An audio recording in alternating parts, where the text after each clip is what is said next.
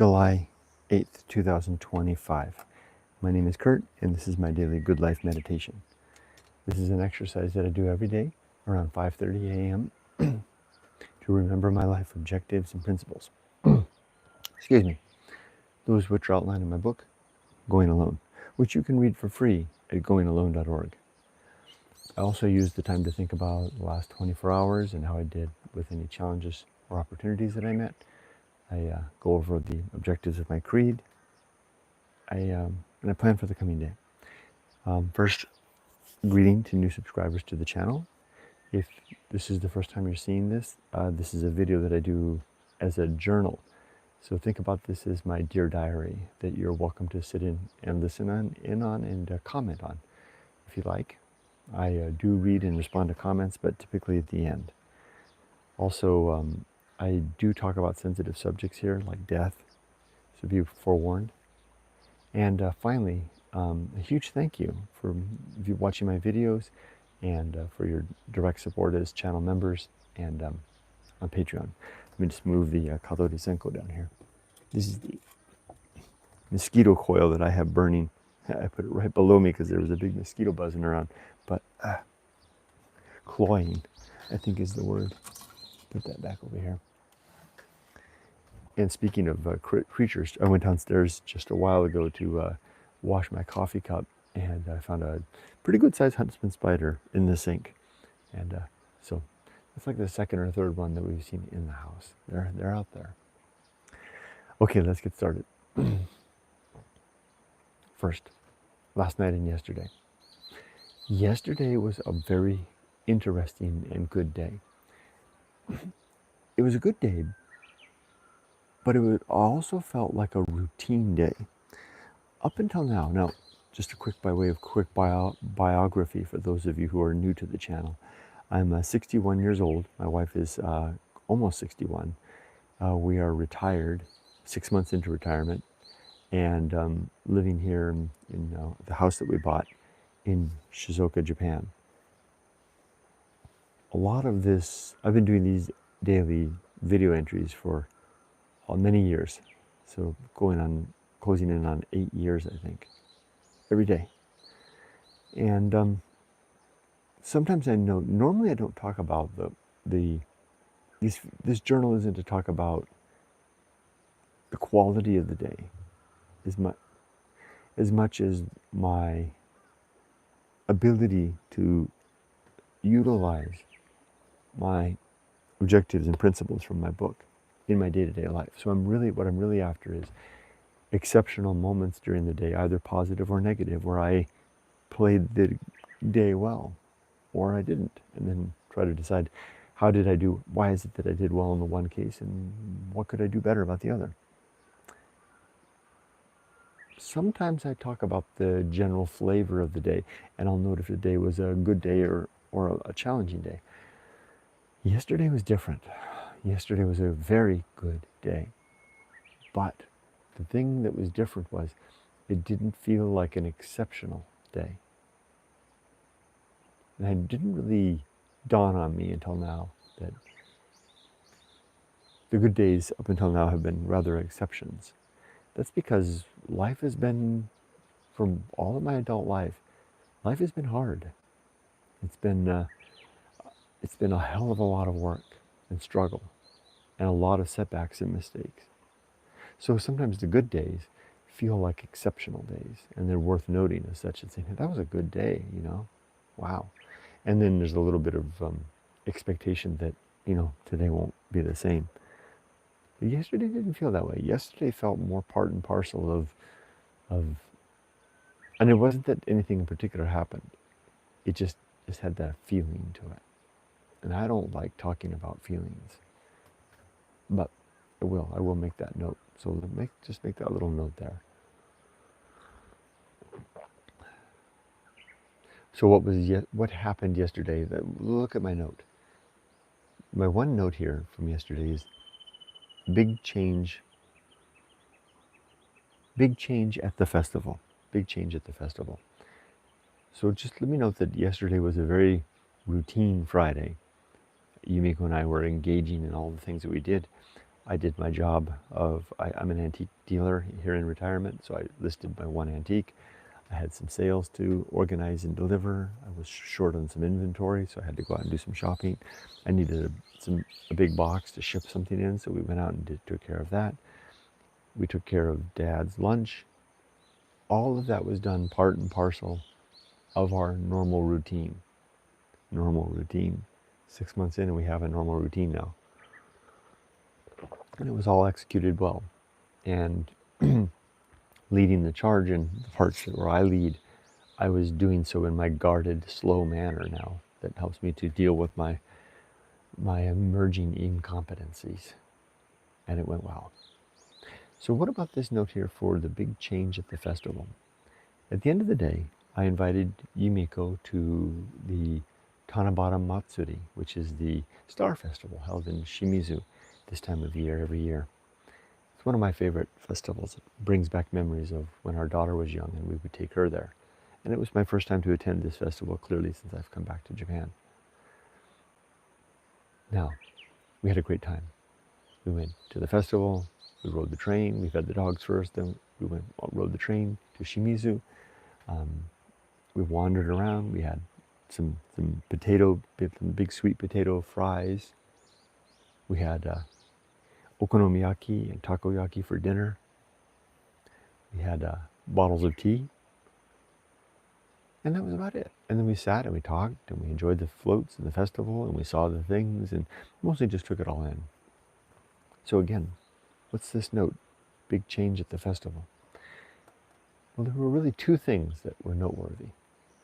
The first was our time there at the festival didn't feel managed. Before, when I would go to this festival as a family, it would be in a managed affair, kind of like managing a project at work. Because when you've got a small child in tow and you've got a wallet with some limited funds and the child that wants to do everything, you kind of have to scheme out what you're going to do, what you're going to see, and how you're going to spend the money, and et cetera, et cetera. That requires time and effort. Plus, there's this other thing. This is the big one. But before I go to this big one, let me close the door on that first one. The first one was the management of an event like that. It's like going to Disneyland with a child. It's a managed event. Going to Disneyland with a child and a budget, which is hard. They're seemingly at odds sometimes in such a circumstance. Yesterday didn't feel that way. Yesterday didn't feel, we know the festival, we know the grounds, we know where to go and what to do, and we just did it. And it didn't feel contrived. It felt experienced, like a walk on the beach with your spouse. More pleasant, more relaxing for sure. That was the first one, but that wasn't the big one. The big one, the big change that I noted here was the absence of this undercurrent, this symphony of stress that I used to feel at such events. Because remember, when I came to these events before, in my late 40s, I was a family man with a small child, school age child, sole breadwinner for most of that time. And I was under a great deal of stress, struggling from a failed business, struggling to, scrambling to try to put food on the table with a job that barely made ends meet at the time. There's a lot of stress involved in that. Now, I would go to such festivals and I could hardly enjoy the festival. It was more like ticking a checkbox. It was more like one of those persons maybe that climbs Mount Everest just to kind of do it as a bucket list item. Not that climbing Mount Everest is necessarily a bucket list item. It's not easily done, right? But there are people that do these big things kind of to get them off a checklist. And for a large measure of my middle adulthood, I did a lot of things that look like recreation. These would be things like going to festivals, taking my family to festivals, going to Disneyland, attending sports day at the school here, and a whole host of other things, including family events like some family get-togethers and dinners, which were sometimes more work than anything else. That was because I had this undercurrent, the word I want to use is like this symphony, a cacophony. That's a better word. A cacophony of stress. Always like imagine like, some sound engineer tuning some hissing background noise and then raising the level to a point just below auditory level where you can perceive it, but you don't necessarily attend to it, but it's there all the time, and they're leaving this auditory hiss, just always there for year after year, decade after decade, from the 20s through the 30s, through the 40s, until the time you get to your mid 40s and you're taking your kid to a festival, and you got a wallet with a limited amount of funds in your pocket, and you got a kid that wants to go everywhere and do everything and buy everything, and that auditory hiss of the stress of life is just bubbling away there, and you can't even hear it because you're just so used to it. Yesterday, we were walking around, and I told Yumiko suddenly, I said, something's missing. And then it dawned on me that what was missing was that inaudible, yet quite perceptible hiss of background noise of the stress of life, the pain and the weight of all of that exertion, of that midlife ambition, midlife attempts at ambition, and midlife striving, parenthood, of career, of trying to be a social creature, of trying to reconcile the confusion in my head that I still had not sorted out. I hadn't written going alone. I hadn't even experienced going alone far enough yet to really have enough of a foundation for a creed or even a story. And it was gone. That was the big change at the festival.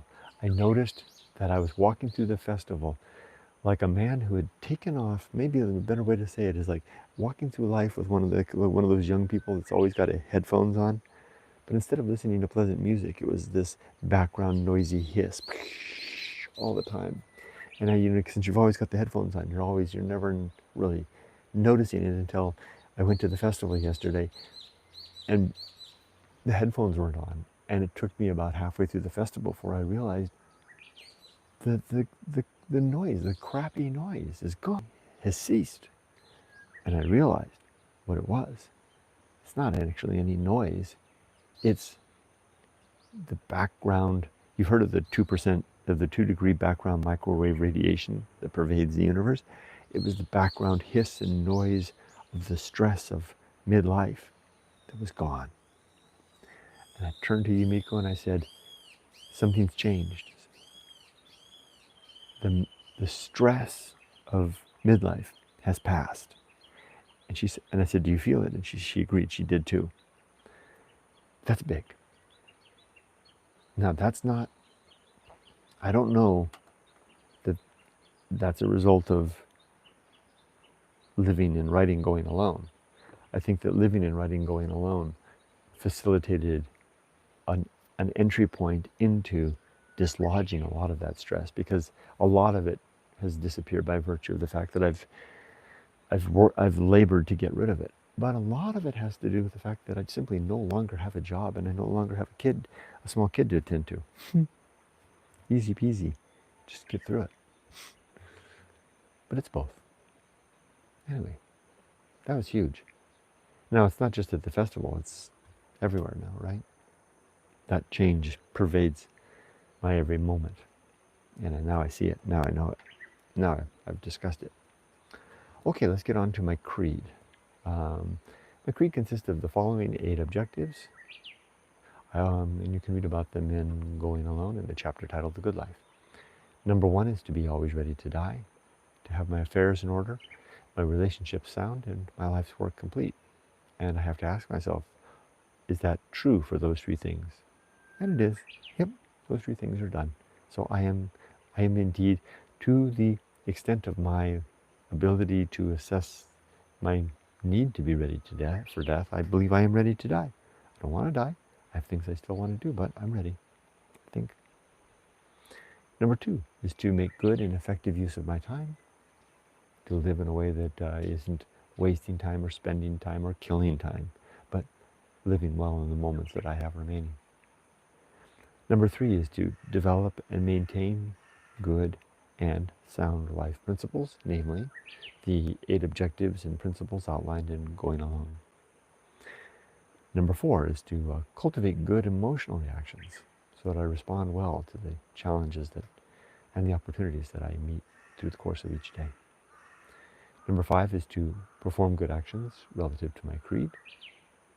Number six is to recognize my true limits and my true opportunities. Hey, I didn't forget it today.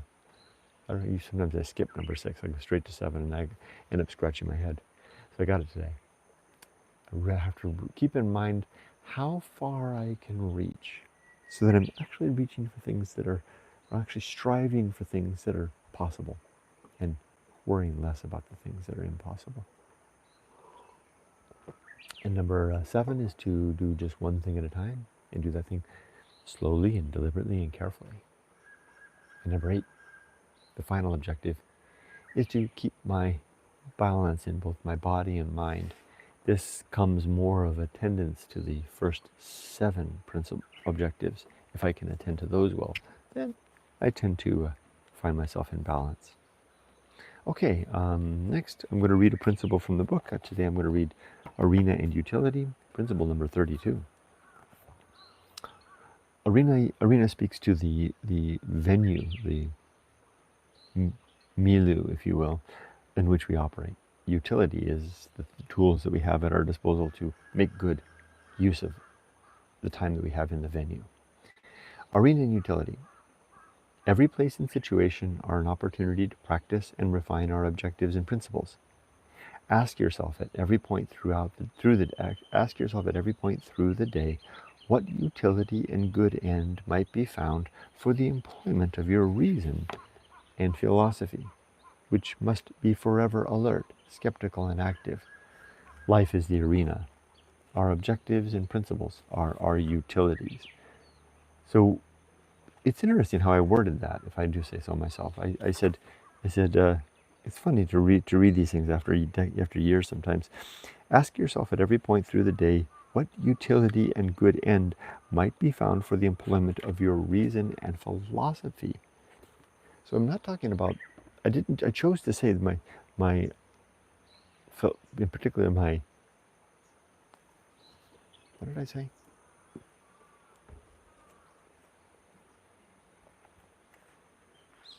Reason and philosophy. Reason and philosophy. That's interesting that I chose those things. Reason and philosophy. I'm looking for venues and opportunities where, of course, that makes perfect sense. Because if I'm exercising reason, then I'm making calculated decisions based on what is empirically decided best directions and empirically valid decisions in accordance with my philosophy. Right, I don't need to state the action part because the good utilization of reason in the context of my philosophy in itself will deliver good actions. That's why I said it that way. Interesting how I don't know. See, sometimes I look back and I go, I couldn't write that anymore.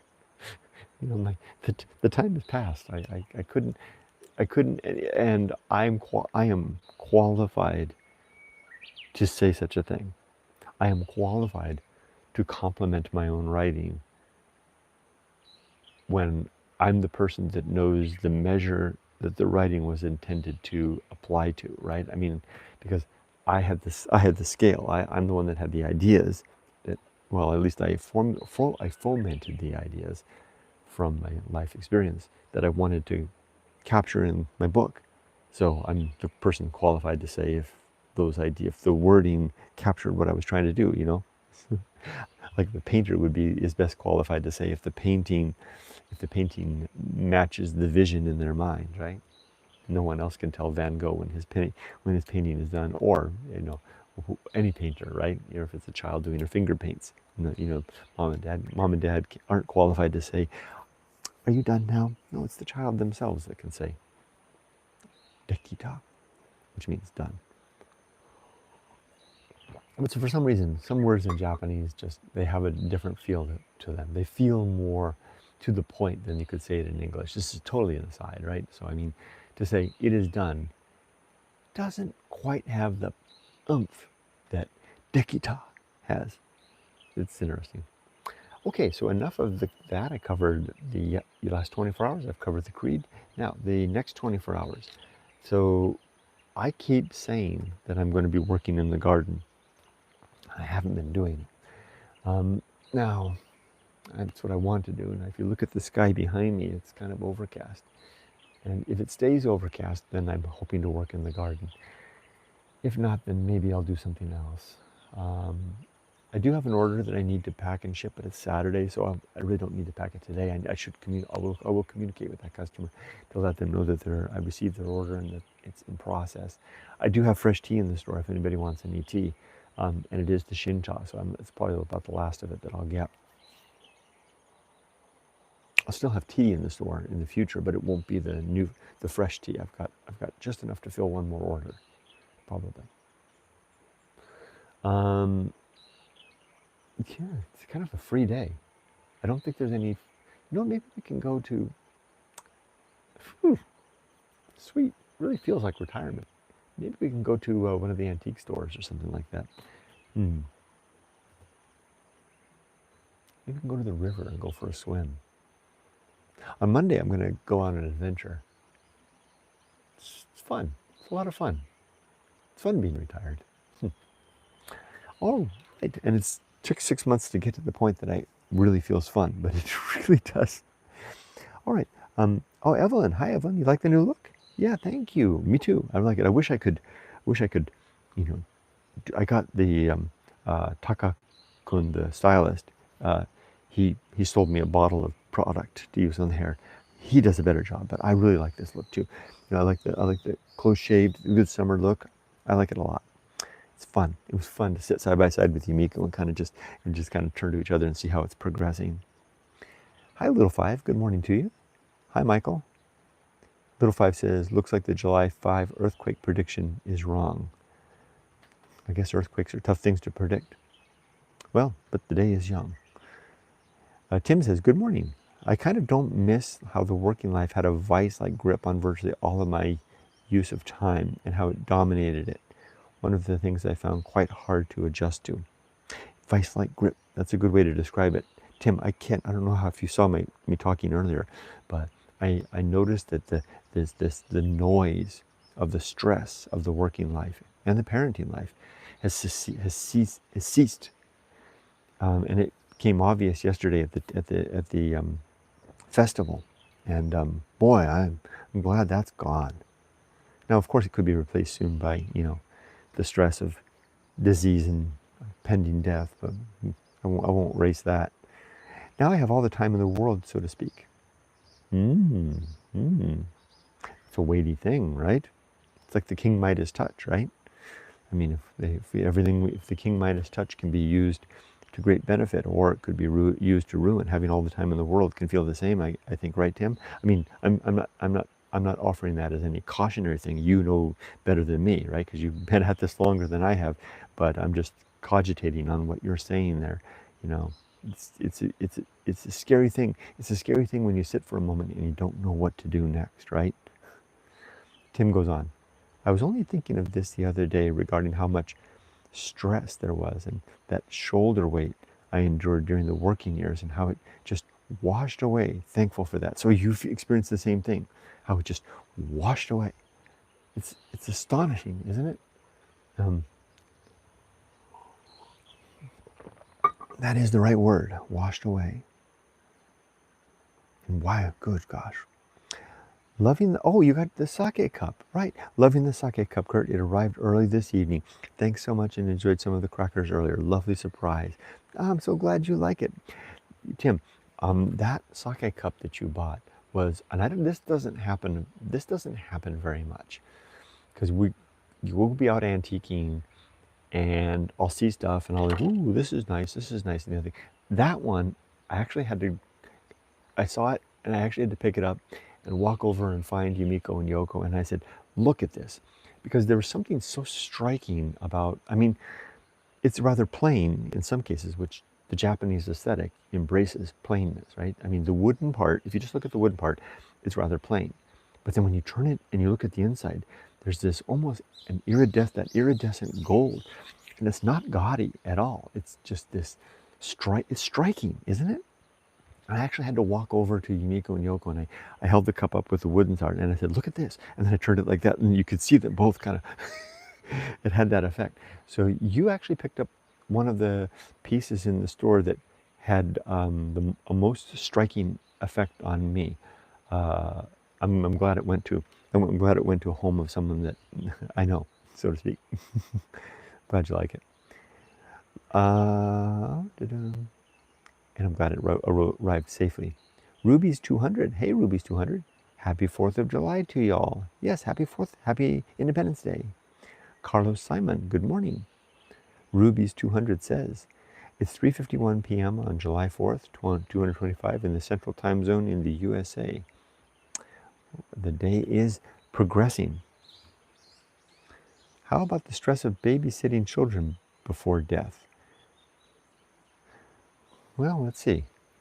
Okay, what would that? Well, don't have any grandkids. I hadn't thought about it. I don't know. I guess I'll encounter that when the time comes. But but so many of the old people that I meet, they tell me that having grandkids is such a blessing, and they can't get enough of time with their grandkids. Although I wonder, and Tim, I would love to get your opinion about this. I wonder, and anyone else that's on this side of the retirement scheme, I wonder sometimes if the wholesale embracing of grandparenthood isn't, and I have to use this word carefully. Now, I don't know if I want to use that word. Isn't a clutching to something that looks like purpose. It is purpose. I mean, it's a very good purpose. I mean, it doesn't just look like purpose. It is purpose. But because retirement feels a little bit like this. You suddenly you're free, and for 2 weeks it's great. It's like being on vacation in Maui or Kauai, even better. And then after a while you're like, well, this is getting kind of old, all this freedom and time to do, and now what? And boy, the days are dragging and stuff like that. And if you haven't cultivated in your life, a rich tapestry, of which, um, field of options of things to do. Like some people do. Some people get into retirement with a large social circle or interest that they do. They seem to find that. But then some people, if they don't have a lot of that, maybe they latch onto grandparenthood and say, I'm a grandparent, and spend all the time with the grandkids, utilizing the excess funds to spend on the kids. You see what I mean? I don't have to elaborate on this one. So I sometimes wonder if the embracing of grandparenthood is, how much of it is really that special, and I'm sure that a lot of it is, and how much of it is also just, thank God I found something to do.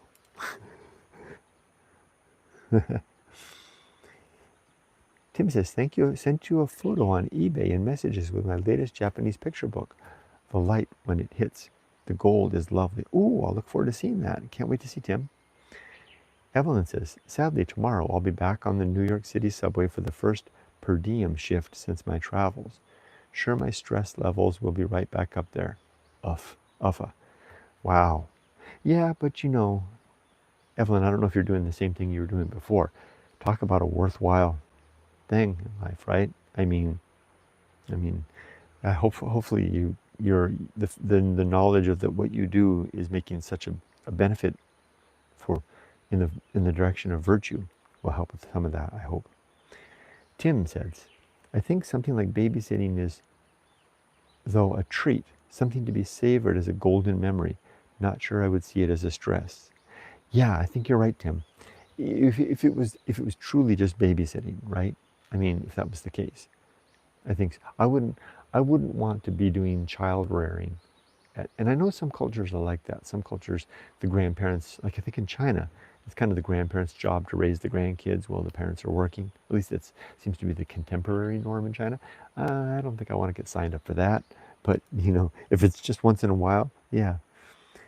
Yes, the same job at the ASPCA. Thanks, Kurt. Well, I salute you, Evelyn. I mean, that is noble work. And with that, I'm all done through the comments and 30 minutes in. So that gives me just enough time to wrap things up. I made a retiring in Japan video yesterday, a full one. It's for season 3. I'm calling it the uh, Kanahi Days. Kanahi means every day. This was Yumiko's idea because I haven't been making the retiring in Japan videos for a while because I just didn't feel like I had anything new to say. But I've been getting comments and cards and letters from people saying, hey, make more retiring in Japan videos, the long form, half hour long things. And I'm like, but I don't have anything to say. And Yumiko, we were having breakfast the other day at a restaurant called Kanahi, and she said, do you know what Kanahi means in Japanese, Kurt? And I didn't.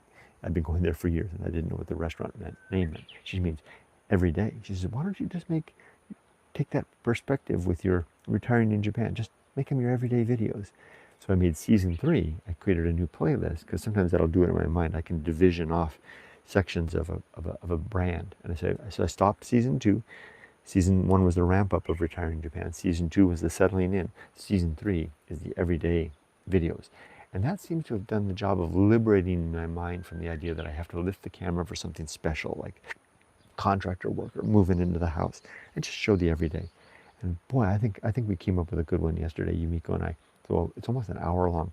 So given that I'm finishing this up a little ahead of the morning exercise, I can upload that video, I think. Go do a morning exercise and start the day in earnest. Tim says, have a great day. Keep your eye out for any river monsters. How did you know that I was thinking about going to the river? Did I say that? Oh, there's a river down here, but I'm actually thinking about going to the big river. Thank you, Tim. I appreciate that. I'll keep my eye out for those kappa. Have a great day, everybody. Be safe, but not too safe.